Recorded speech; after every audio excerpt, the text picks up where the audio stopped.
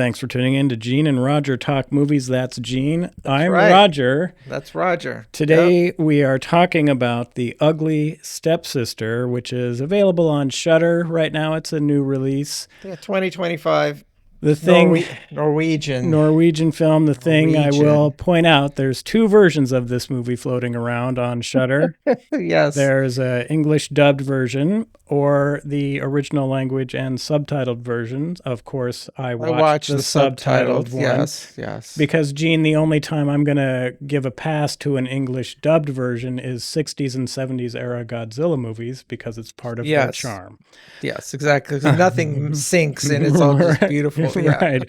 But for this one, of course, went with the subtitled one. And basically, at its core, it is a retelling of the Cinderella story from the eyes of the ugly stepsister. Right. Let's get right in. Gene, where are you at with The Ugly Stepsister? Ugly Stepsister. Yeah, it's IFC and Shudder, Independent Film Corp. And so it's real life body horror. It's horror comedy, black comedy for sure. Yeah, I guess we have to just really quickly review the traditional Cinderella story because I guess there's the Disney Cinderella. I guess the Ugly Stepsisters have names, Anastasia and Dizella or something like that. But yeah, so they're hideous and they're super ugly and they're just vile. But there's also predate that the Brothers Grimm Cinderella, which is really kind of dark. Those Brother Grimms, they didn't mess around. No, they don't. Yeah, in that version, the stepsisters, they realize that their big ugly feet don't fit, the little princess shoe. And so what they do is one of the stepsisters cuts her toes off. Yeah. And the other one cuts her heel off. It's like, okay, Brothers Grimm. And so this movie, it's the point of view, like Roger said, of the stepsisters. And so, but Roger, I just got to say, I really like this movie. I was watching it with my wife, and at first she didn't like it because she's complaining, it's so slow, and it's not moving, and it's like, just watch the thing. But it picks up speed, and it's like by the end, you're watching, and you're like, what in the heck am I watching? It's just like, yeah, it turns into body horror. It goes there. So yeah, and so Elvira is the oldest stepsister, is really the point of view of her. Yeah, and at the first, you're kind of wondering, it's like, is she the Cinderella? And then it becomes clear pretty soon, that she is one of the ugly stepsisters. But in this version, Elvira and her sister Alma, it's real life. It's not a cartoon. I mean, they are not really ugly in any respect. Actually, Alma, the younger one, she's quite attractive, but she's a little bit younger, and she's not invited to the ball because I guess she hasn't had her period yet, Roger. So she can't go. She can't do it. Although later on she does have it, and so of course we find this out. And so just have to say, this movie maybe it's because of Norwegian. I don't know. They show everything. Yes, they do. Yeah. We got to see it all. How was your wife with those scenes? She was okay. Yeah, it turns out the real evil one is the mom, Rebecca. She marries this older guy, Otto, but he dies suddenly. Otto has a beautiful daughter, Agnes, and she turns into Cinderella. Right, she's Cinderella. Right. And it turns out Rebecca's pretty darn evil. She wants to make more money by having her daughter Elvira marry the prince, who turns out to be quite the jerk. Yeah, we find out. Yeah, and actually Alma's the voice of reason. It's like, because the mom has Elvira go through these plastic surgeries circa 19th century. It's like, what? Victorian era plastic surgery. Yeah, involving involving carpentry tools and noses, eyelashes. Yeah. And tapeworms, believe it or not. Yeah. So actually, I guess a little aside, but I heard that jockeys, like in the 40s, they would swallow tapeworms to Help him lose weight. There used to be a lot of swallowing of tapeworms, so yeah. Yeah, yeah. I guess it was a thing for a while. But yeah, and it's just like, yeah, this movie it takes a little bit to get going, but I really like this movie. It's I think there's a lot of themes here. It goes into obsession, definitely control or manipulation, if you want to call it, and but overall, just people just really just making bad decisions, really just poor decisions, and you're just like thinking, it's like, Elvira, what are you doing? It's like you're just kind of like, but the movie works for me. I don't know if you liked it, Roger, but you generally like all these characters. You don't like Rebecca, the mom, because she is straight up. She's just completely selfish and manipulative. She's in it for herself the whole way. So you don't like her, but all the girls, Elvira, Alma, Agnes, the Cinderella, you like them all. And so the movie, to me, it works. It's good stuff. Okay. Yeah. I'm not recommending this movie. Yeah. The problem with this movie from a horror film perspective is it doesn't lean in hard enough to the horror. I would estimate there's maybe 4 minutes out of 110 minutes that are body horror, stuff Gene alluded to of the crude facial reconstruction that's going on and things like that. Very crude. I would have loved to have had it lean way more into that kind of stuff. The mother. And Roger, yes, it could have done that, yes.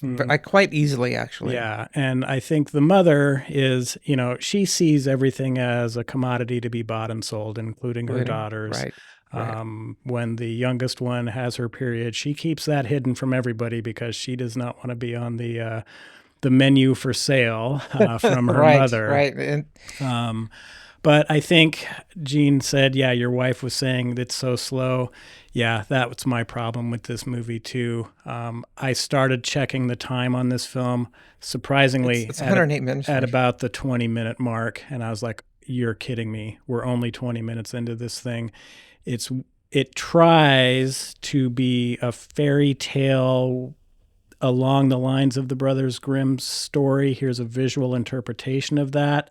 I don't think it can balance the fairy tale type scenes with There's a lot of dream sequences. right. Yeah. And so it's not really working there for me. I think a better example of a fairy tale brought to life on screen is The Company of Wolves, which really understood how to do that. Real dreamlike atmosphere, real fantasy kind of atmosphere along with the horror.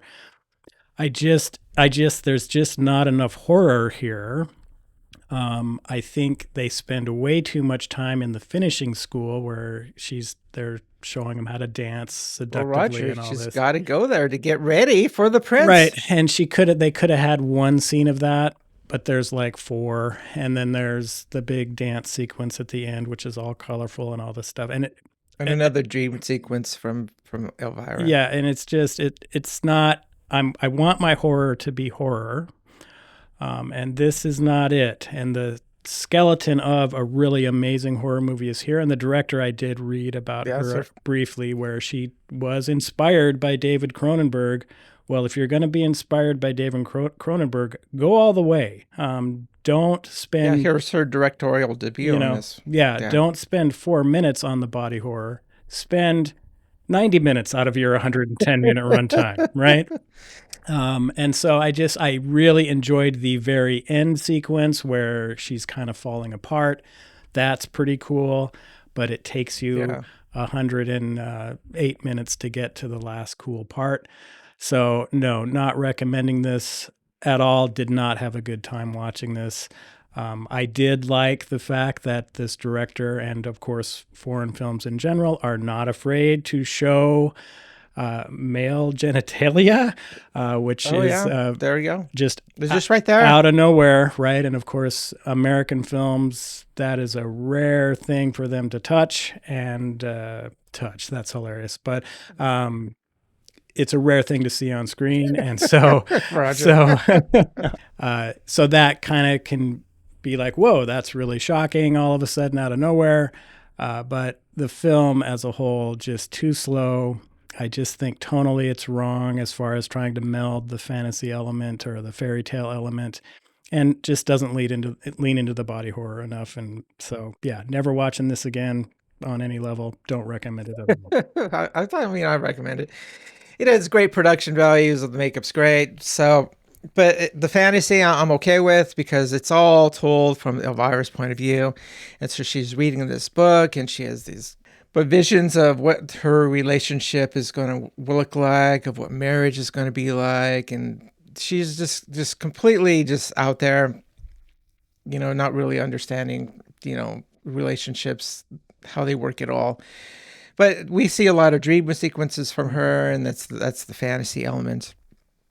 There's a really sharp juxtaposition between that and what's happening in real life. And so I kind of like this, Roger, because I think horror can, and I've brought this up before in other movies, but horror can impact, humans in our daily life. And I think this movie touches on that because the movie goes into just people just making just bad decisions. And that just happens all the time. This is all around us, Roger. This is like, and this movie kind of reminds me of that. And it's just like these negative things are happening and they're all around us. And the horror is right there. It's not so far from each and every one of us. And so I like that it was slow. This kind of mirrors daily life. A daily life for people is not this rapid fire thing that goes on in movies. So it's kind of slow, but it builds up, and this movie definitely gets there. And so, yeah, I really like this movie. So, but Roger, am I going to see this again? Am I going to watch it again? Probably not. But this movie is kind of like why I watch horror, because some horror can just be totally stupid, and I'm not going to give any examples because we'll talk. Gene will be wrong.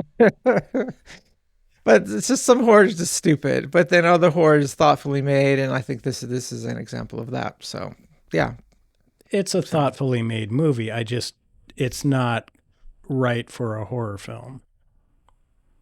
Okay, there's just not enough horror here. Yeah. It's a drama as far as I'm concerned.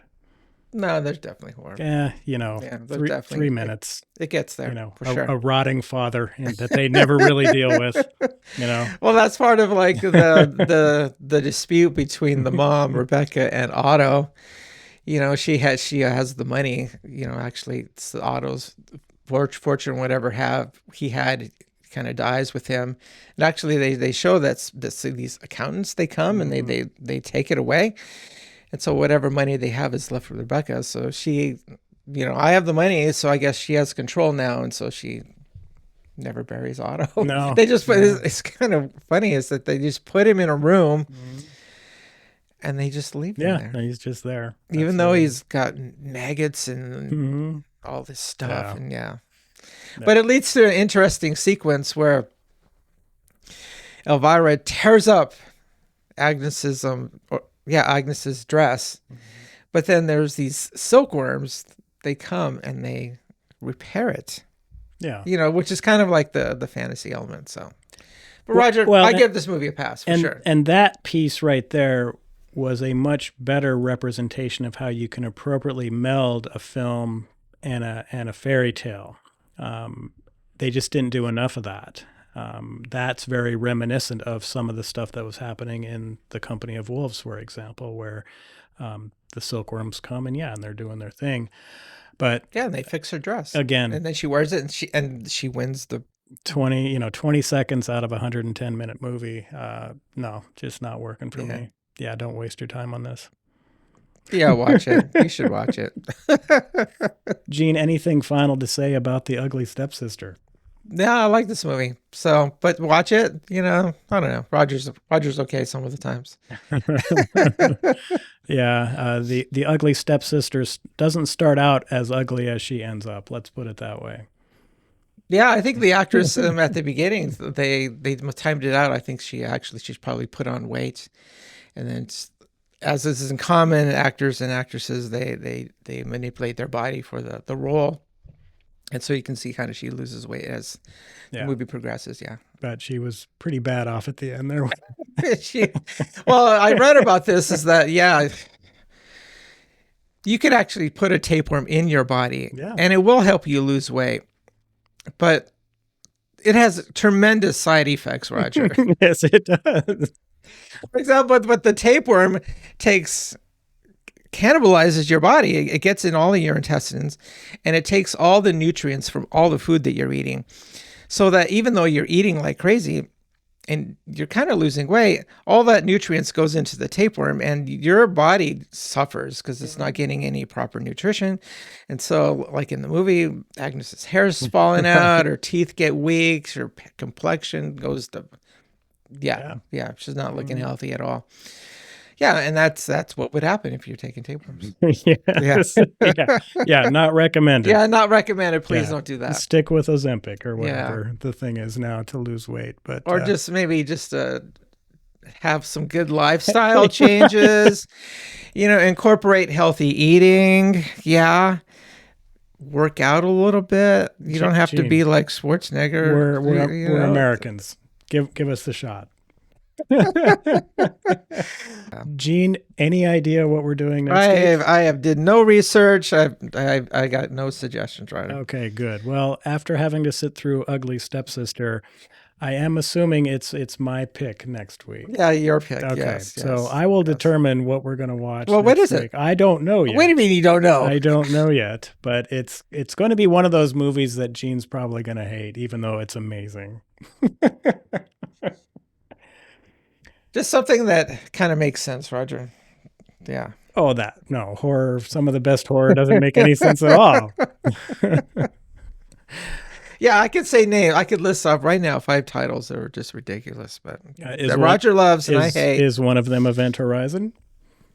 That is one of them. That's one of the great movies. I would never say that one because I guess there's Event Horizon was made and it was so cut up by the studio that it just became this shell of itself. But if the original maybe director's version was released, maybe it would have made some sense, but we'll never know because I guess all that footage is now lost. It's destroyed. Yep. Well, there you go. Yeah. So anyway, we will be back next week with something really amazing. I guarantee it. Gene, yeah. Leave a comment. Gene will probably hate it. Tell us what you think of Ugly Stepsister. Oh, you don't need to do that. We already know what you're going to say. We know what you're going to say. Why does Gene keep recommending these things? But we will catch you next week with something. Thanks for tuning in. Bye-bye. Bye.